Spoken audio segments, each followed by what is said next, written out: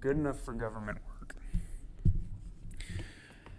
Nicholas, this was quite an adventure to get this to work out. Finally, hopefully, got the audio right, but I don't really know what I'm doing, so come on, man. Well, neither do I, my friend. We are some silly geese here. But thank you. Nicholas, what's up? How you doing? Nothing much, man. I missed the past couple of podcasts, or I don't know, maybe just the last one, I remember, but it's good to be back where I Yeah. belong. Well, let's see. It was 2 weeks ago. I think it was with Brett and Azalea, if that's right. I don't remember. Should be able to soon go every week, which would be a lot of fun, but we'll see. Get off the Mhm. road, spend some more time at home. That is the goal. Now, today Yes, sir, absolutely. we're both representing the Fighting Texas Aggies. Today we got our game going on. 6 p.m. We're starting a little late recording this. It'll probably be uploaded tomorrow or tonight. I don't know.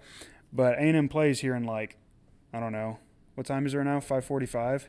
In about 30 minutes or 24 minutes to be 24 exact. minutes. But Okay. it's This, just UTSA, man. It's going to be whatever. yeah, this will probably be a It's not one of the shorter. more entertaining games of the No, season. no, no. This will be a shorter pod probably because of that. Don't want to miss it too much. I did promise that I'd go over to somebody's house to watch the game, so I have that obligation to maintain. But well, Well, Nick, I guess we'll just wrap it up then. yeah, Wrap it all up right, real guys, quick. wrap it up. Going home. No, I'm just kidding. We did want to talk about a few things. Nicholas, you had something you wanted to bring up, I believe, regards to what was it? Music. Well, so one thing, Awkward pause. it doesn't have to be limited to just this one episode, but definitely something that I think that not a lot of people know about, and not a lot of people have talked about, even specifically in traditional circles. And I think it's a bigger issue than people realize it is. And one, it's sacred music in the church, or just Mm-hmm. music as it's used in a liturgical function. And I think in terms of when you think of the differences between the traditional rite and the Novus Ordo Mass, you can tell that it honestly depends on the parish within the Novus Ordo churches or within diocesan churches, but there are a lot of instances where music is very liberally done, I think is a good way to put it, Mm-hmm. where there is a certain tradition even when it comes to sacred music. And unfortunately, I think that music has become part of that overall trend with the Novus Ordo in it becoming more centralized on the individual and upon the congregation rather than it being a form of liturgical worship and it's serving a specific purpose. Um, so I don't know, like I kind of want to hear your perspective, Sam, like before I go into anything, but like you were in my choir for a little bit over in Mm-hmm. over in North Houston, Heck yeah. and I know you've participated in that. You being, I don't know if it's relevant, but you being in the Aggie Corps band, and just your experience with music, and also like me specifically, ever since I've been to the traditional mass, I've been in the choir in one way or another. So I don't always have a perspective of somebody from the congregation or somebody who's maybe actively reading their missal, reading the mass while they're listening to the music behind them. So what's your perspective just kind of on sacred music as its function in the church, and then how you experience that? Yeah, it's interesting. I guess first of all, given our time frame for this recording, we probably don't have a ton of time to go as much in depth. Certainly haven't collected my thoughts as much as I'd like. So in the future episodes, maybe in like 2 or 3 weeks, definitely want to spend some time and really dig deep on it. But just overall, first of all, music serves a lot of purposes, and it is supposed to invoke some kind of emotional reaction, and that's a healthy thing. The problem is the kind of emotional reaction that it brings out, and its purpose and what it's directed towards. And when you think of traditional Gregorian chant and things like that, it in the way it's composed, not just what it's about, right, but in the way it's composed, it raises your it raises you up, right? It like brings you to a higher level of worship, um, and you don't really get that with the modern music. I was just talking to a friend of mine a few days ago, Willie, and he's a real smart dude, and he studies church music. I think he's finishing up his master's degree in Christian music or something like that. And he had said a really funny quote. There's only one thing worse than contemporary worship music, and that's outdated contemporary worship music, which it's all doomed to become at some point, Mm-hmm. because it's Right. very much for the now, right? There's songs that are very catchy. Some people love them, but after a generation or two, they die out. I know many older people who know Visordo, and they love the song On Eagle's Wings, and Mm-hmm. I'm sure when it was first written, it was like the hittest thing on the block. Everybody loved it, right? And then after a generation or two, it just becomes really cheesy and cringy, and you really can't even focus on the mass itself because you're too distracted by the drums and the guitars and everything else, and then also just the really cheesy music. The lyrics are just kind of weird. But when Mm-hmm. you hear something like Te Deum or was it Pange Lingua, those are timeless. They are forever beautiful hymns. They will always serve the same purpose, and they'll always fulfill that same purpose successfully because they are composed in such a way that it's not meant to fit to the modern times and modern emotions and modern feelings and stuff, but it's authentic worship. It was specifically written for that purpose. I'm kind of rambling. I didn't compose my thoughts very well beforehand, but I don't know. What do you think?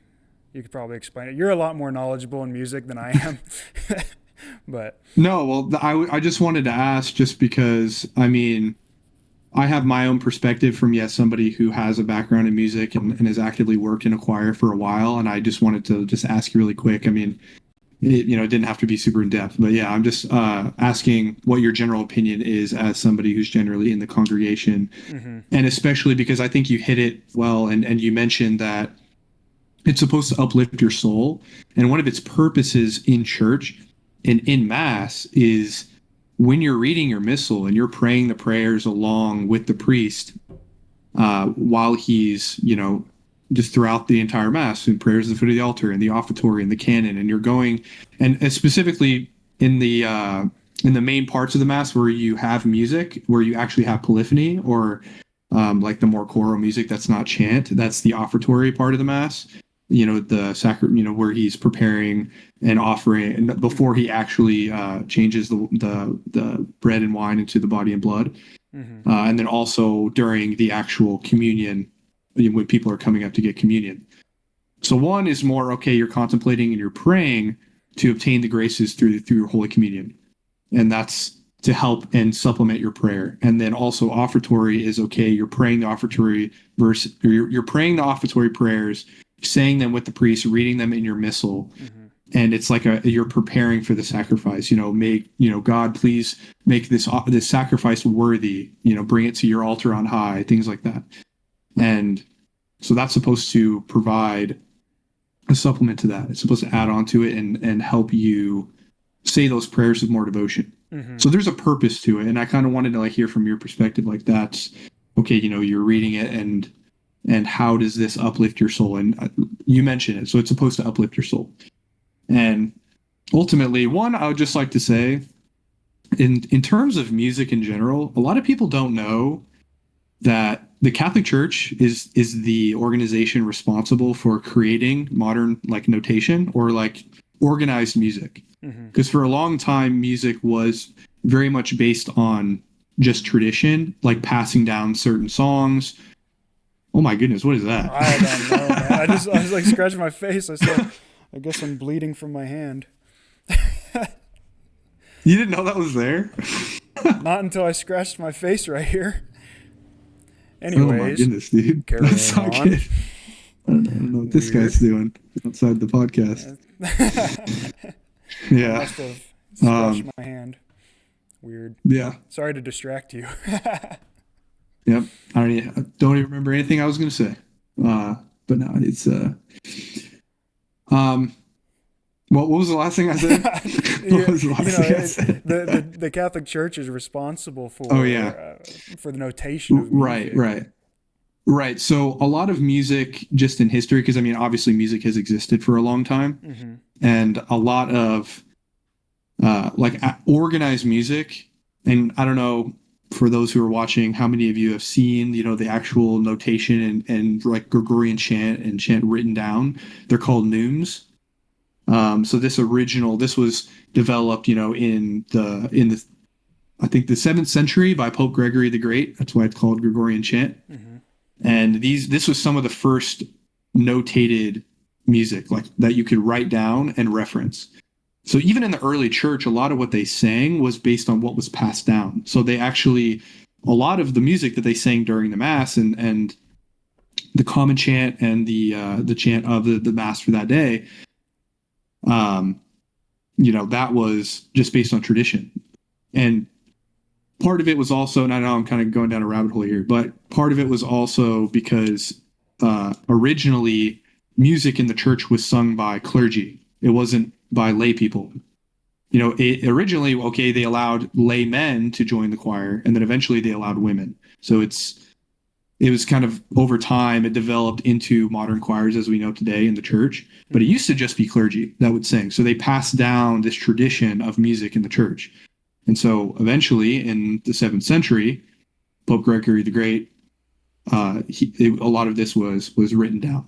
So that eventually developed into the modern notation of music that we know today. So I don't know. Just the final thought there, I guess, before it looks like you wanted to say something, Sam. I just think a lot of people underestimate the contributions that the Catholic Church has had to the world. I mean, the modern university system, hospitals, a lot of modern thought, science, and modern notation. So, but you seem like you had something you want to say. Oh, sorry, I got I got a little distracted. As you can tell, I'm at the Ivy House right now, and somebody was seeing if we're still open, but we are closed. No, I was gonna ask what prompted the change. Obviously, it's a gradual change over time, and there's probably a practical reason for it. But that lay men were allowed to join, and later on lay women. I'm wondering if it's a similar reason as to why there can only be altar boys and not altar girls. Obviously, a little bit different because being an acolyte, is a minor order of the priesthood, where I don't think anything in the choir was ever considered a minor order. But I was wondering if you knew any reasons for that, or what prompted that change, or what was the reason It for was originally it just was being. mainly it was necessity. Mm-hmm. Now there's probably more to it than that, and I'll say there likely is. But I think mainly it was out of necessity. And I think the same reason for women too, that eventually women were admitted out of necessity, But that was because it that. was just there wasn't enough clergy, there weren't enough priests Mm-hmm. to to have every choir for every diocesan church, be made up of clergy. No, and that makes sense. Is it still the case that women, so women could be in the choir, right? Properly speaking, Hmm. the propers of the mass, the priest's parts, right, are Right. only intended to be sung by the men of the choir. And is that what you would call the schola? Mhm. Right, exactly. So that's what the schola was. You would Okay, have normally you would have a cantor or a group of cantors that would lead the Gregorian chant, and then the rest of the men would join in. And so gotcha. that was the choir or the schola, yeah, the schola. But now it's more of, okay, the women in a sense represent the congregation or the people. and the men in the choir represent that old Ah, part of the okay. office. And Interesting. so that's why like in a Sanctus, the Agnus Dei, things like that, these common chants, the men will lead it. And then the men will still sing the whole time, but the women will join in every other verse Ah, okay. of like say the Gloria or the Credo and things like that. Okay. Um, So it's the because the men are leading it, because of what I said, and then the gotcha. people and the women join in, uh, following that leadership. Gotcha. So that's what you would call cantor. Like the men that lead it would be Right. cantering. It's funny when I was Yeah. talking to my friend the other day. He's a Protestant, but he had told me that he had cantored for some like weddings, like Catholic weddings and stuff. I didn't know if that was allowed or not. I really don't know much about the rules and regulations and how that works. But in my mind, I told him, I said, I don't think we really have cantors in like Latin mass, like traditional. But I guess it takes a different form because when I think of cantor, I think of when I was a kid going to the Novus Ordo Mass, and you'd have the old lady up there. Like I don't even remember Mhm. what they would say, but you know what I mean. They'd like basically go on the altar and they'd pick their hands up, and everybody would join in. So it sounds like that was a form of a development, if you could use that Yeah, word there. I think it's just they kind of took the word and then now it kind of serves a different purpose now. It just mainly means like the person singing is like leading in song, I guess, like leading in singing. Gotcha. I don't know exactly how else to describe it, but yeah, I know that's how the Novus Ordo uses it now, but traditionally, yes, it's the cantor or the group of men that would lead the rest of the choir. And there's still that separation even today in a choir, unlike say in a schola of only laymen where you don't have any clergy. Mm-hmm. Um, you'll have, I don't know if you've noticed, like when you go to Mass in the Immaculata, how say when they sing the introit, gradual, offertory, communion, Mm-hmm. there's like a first section of it where there's like an asterisk, and the Mm-hmm. asterisk means like everything before this the cantor sings. So you would have either one man or maybe a couple men, whatever it is. Typically it's one, and they'll sing the first part of the introit, and then the rest of the men of the schola will join in afterwards. Mm. So there's still that separation even within the schola of just men. And then there's that separation when it comes to the common chant between the men and all of the women in the whole choir and the congregation. I definitely So remember that especially when I was part of your choir, the cantor part, right? Maybe I just haven't paid as close of attention since going to mass in the Immaculata. Obviously, it's a much bigger choir. It's very very large choir. I seem to mhm. remember it just being like I don't seem to remember just one person singing usually. Now it could be a They faulty probably just memory. had a group of them, like a group of them leading it off, and then the rest Mm-hmm. would join. Yeah, that would make sense. With the choir so big, I don't think they would ever do the one, Mm-hmm. like just one cantor. Mm-hmm. So that might just be why. Now, while we're on the topic of music, Nick, I was wondering why why is there such a limitation on the musical instruments that can be used in a Catholic mass, and kind of what are the limitations? Because even in a traditional Catholic church, on occasion, you will hear a brass instrument like a French horn, or a lot of times at weddings, you might hear a violin or a cello even. But I know it's selectively used, it's very rare, and it's, from my understanding, only for certain portions of the Mass are they even allowed to be used, and otherwise it would just be the organ. But I don't know what the limitations are or what the reason for that is. Are you very familiar with that? Yeah. So like you said earlier, we can definitely like talk more about music in general, like Mm-hmm. in further episodes. Mm-hmm. But I guess just because this is kind of like a little bit of a loaded question, Yeah, somewhat, that's true. because Caught you off guard too. there's so specifically, no, it's fine. It mainly comes from actually Pope Saint Pius X, Mm-hmm. our patron. He came out with a motu proprio about music in the church, like so kind of like an encyclical about sacred music. And part of what he did is he banned all instruments other than the organ. Mm-hmm. So like anything that can be struck. So it's kind of interesting because the reason why pipe organ is used is because organs use air. So it's like almost like a voice, because voices use air to produce sound, but pianos are not used because they're struck. Gotcha. Yeah. So it's like anything that is struck can't be used. I think that's part of it. Mm-hmm. Yeah, but I think he did specifically say in this mote proprio. I'm trying to remember what it's called. I think Is it Trales it's like Solitudini? it's in Italian, like trales. Yeah, I don't know, something like that. Trale Yeah, Solitudini. Yeah, I think is what it is. yeah, something like that. Yeah.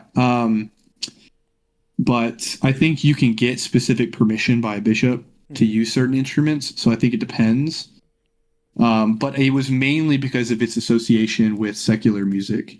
Okay. He wanted to differentiate between the role of the choir and, secular music in general. Mm-hmm. Gregorian chant is the supreme model for sacred music, things like that. Mm-hmm. And so I think it's also when you add other instruments into it, it tends to become more theatrical, and it's really dark in here. Hold on, I have like a window right here. Yeah. Yeah, I was like in the dark, but yeah, he took the stance that it was more theatrical. It was becoming kind of separate from the church, and it was becoming like an ends in of itself. Mm-hmm. So that's kind of what I was going to talk about earlier.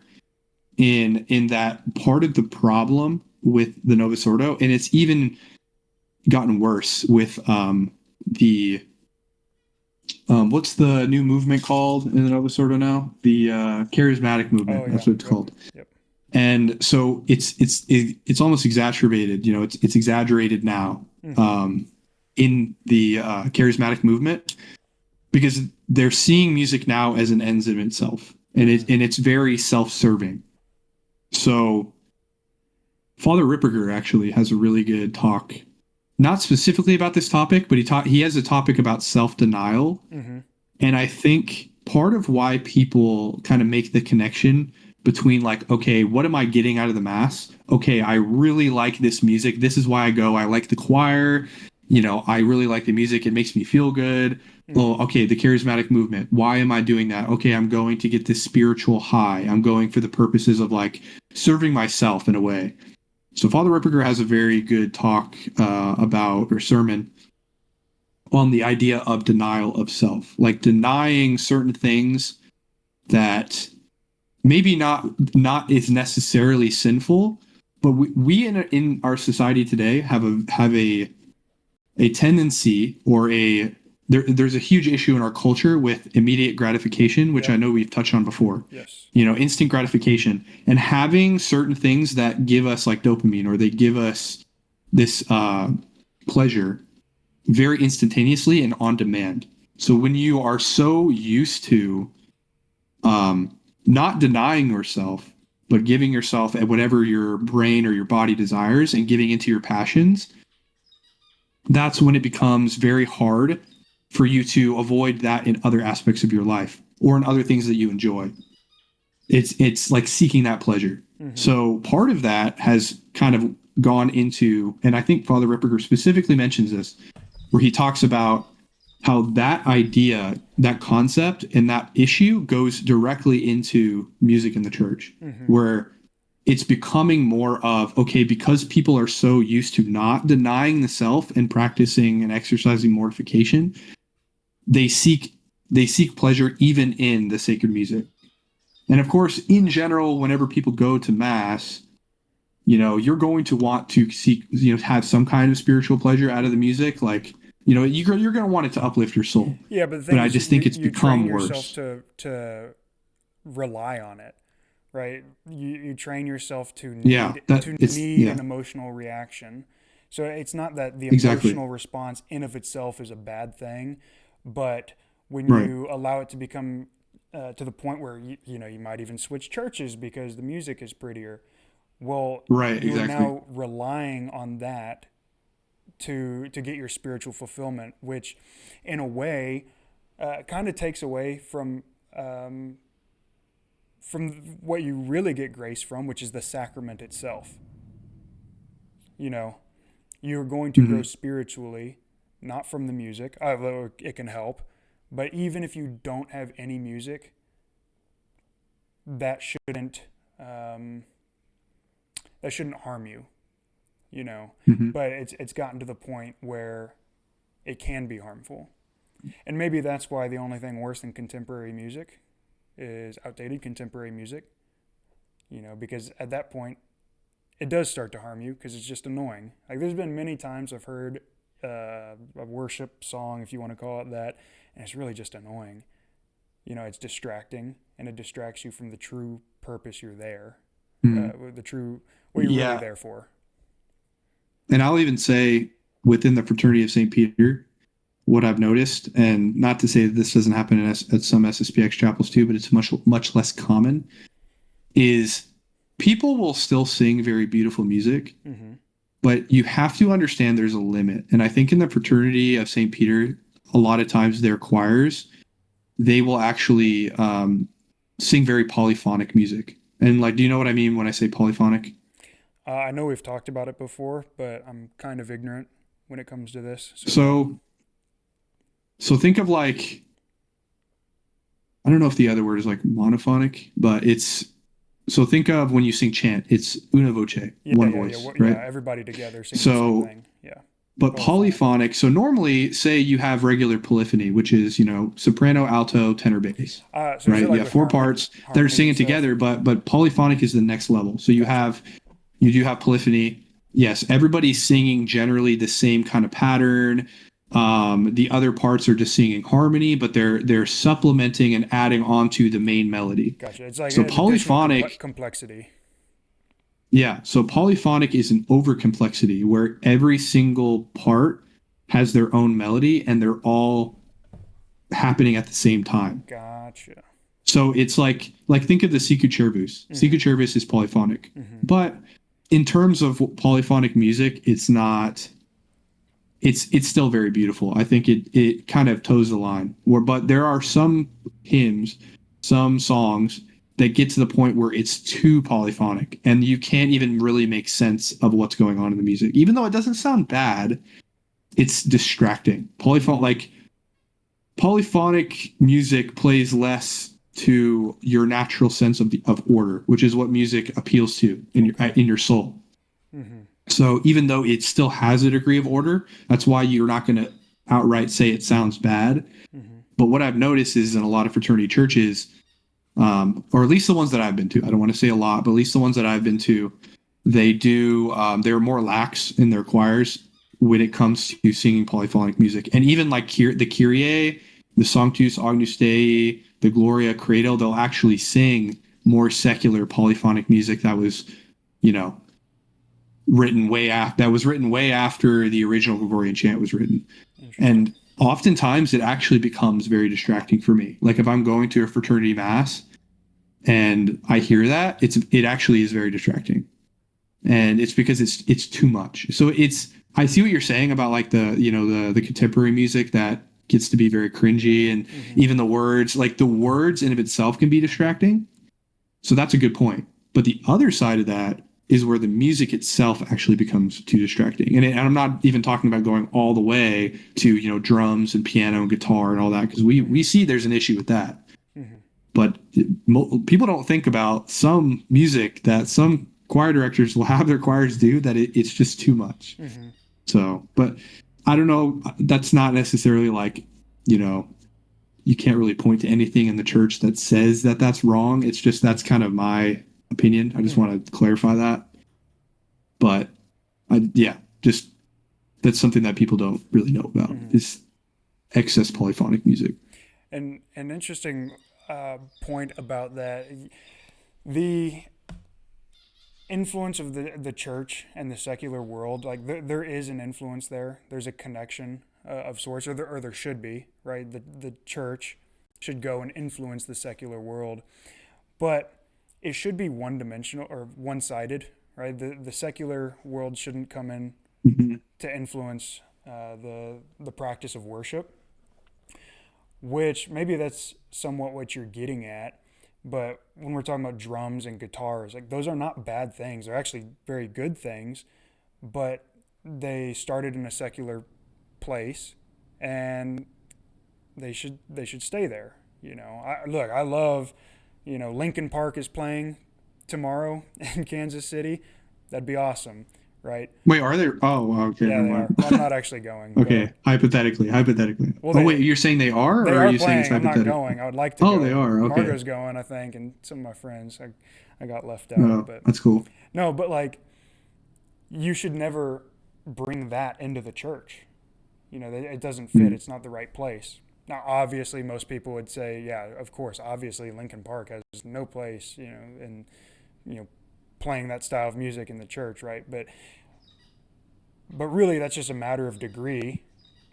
Because it's an extreme example, it's easier to say, well, of course not, right? But it starts small with bringing in guitars and drums. I know people somewhat overuse the slippery slope idea, but it kind of is.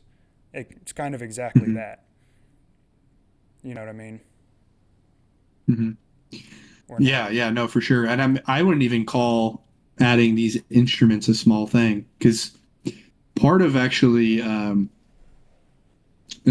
little bit of a history of it is the Council of Trent. I mean, I would say most Catholics know about the importance of the Council of Trent, even though They there are so should. many other councils that I feel like people don't know about, you know? Mm-hmm. Um, in the Council of Trent, one thing that actually did bring up was their concern uh, about music in the church. That Mm. they didn't even know how to implement music in the church because there were perceived abuses. Um, there were secular issues. They were afraid that it was going to become more secular. And then also they bring up a point in the Council of Trent where people who sing, and if it were to become more secular and it more individualized, kind of how it is in the Novus Ordo today, then people would become more concerned about showing their virtuosity Mm. of their music, Mm-hmm. of their singing, of their voices. And it's just, I think that's what they were getting at, is that connection between the more secular it becomes, the more risk there is of people kind of showboating or it becoming a performance. Mm-hmm. And then it distracts from the actual liturgical purpose of music, because it's also part of, it's the part of the office of the priesthood. Like the propers of the mass are an office of the priesthood. That's why it's done by only men. It's part of that. And the common chant is part of the mass. Mm-hmm. While you're singing the credo, while you're singing the gloria, the priest is saying that in the mass, in the altar, saying it in Latin while you're singing it. Mm-hmm. He says all of the propers of the mass while you're singing it. So there's a very real liturgical purpose, and there's just a lot of risk, is all I'm saying. And so I guess in conclusion, just with music in the church, Mm-hmm. I would say, if there's anybody out there that still finds themselves going to Novus Ordo masses, or maybe even going to certain traditional masses, because it's still at traditional churches as well, um, where music is becoming distracting, or you feel like there is a real issue. I'm not going to say automatically, go find another parish, but or maybe if you're even an choir yourself, maybe it's important to raise your voice or bring up your concerns, talk to the priest about it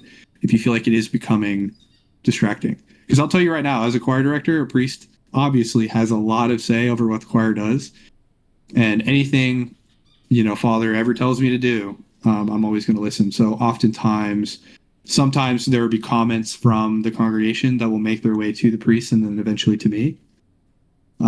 So the good and the bad. Mm-hmm. So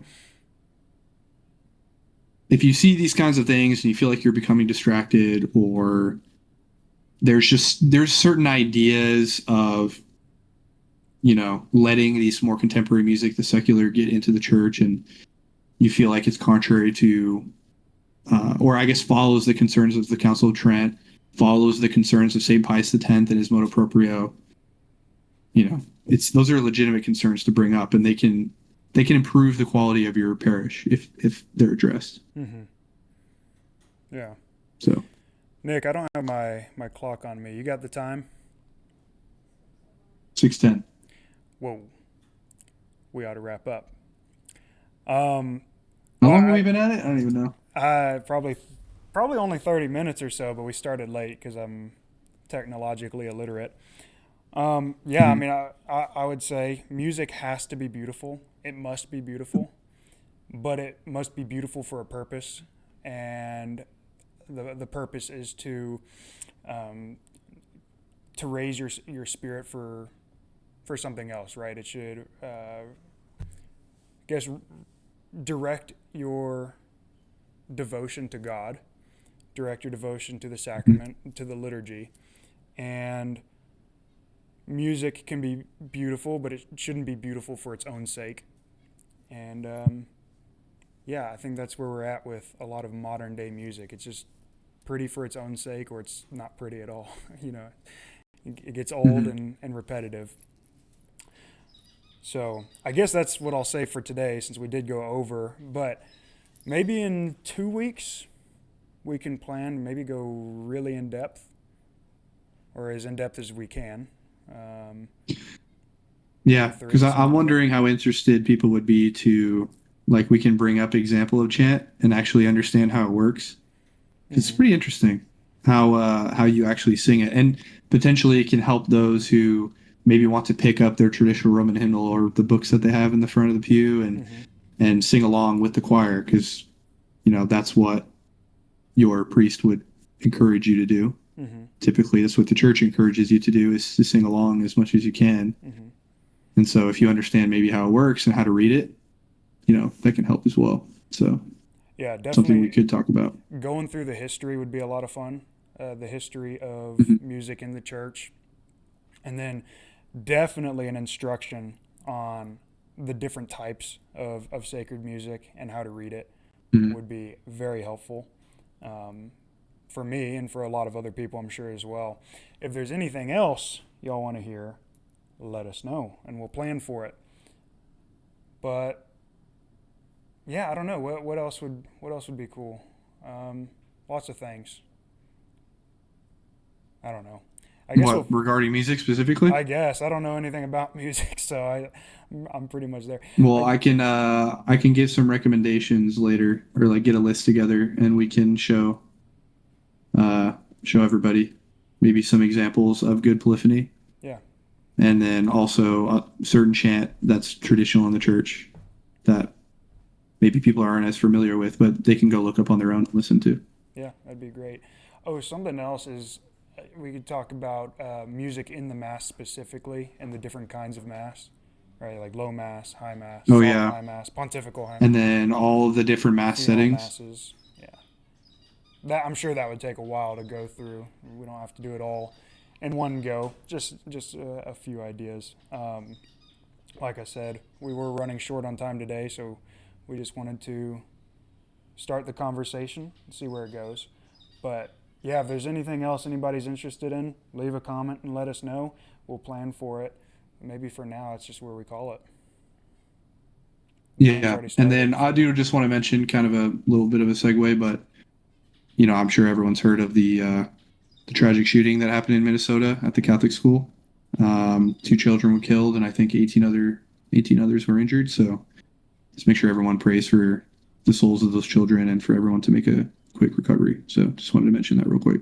yeah, it's absolutely tragic, and the church is under attack spiritually, and it's also under attack temporally, as we just saw. And those two things are not separate things. So yeah, definitely keep them in your prayers. Keep the whole church in your prayers. It happens all over the place, and I guess fortunately in America we don't get a lot of that, but in places like Nigeria and in the Middle East, it's a lot more common. And yeah, so okay. we'll end on a sad note. Yeah. Well, happy note.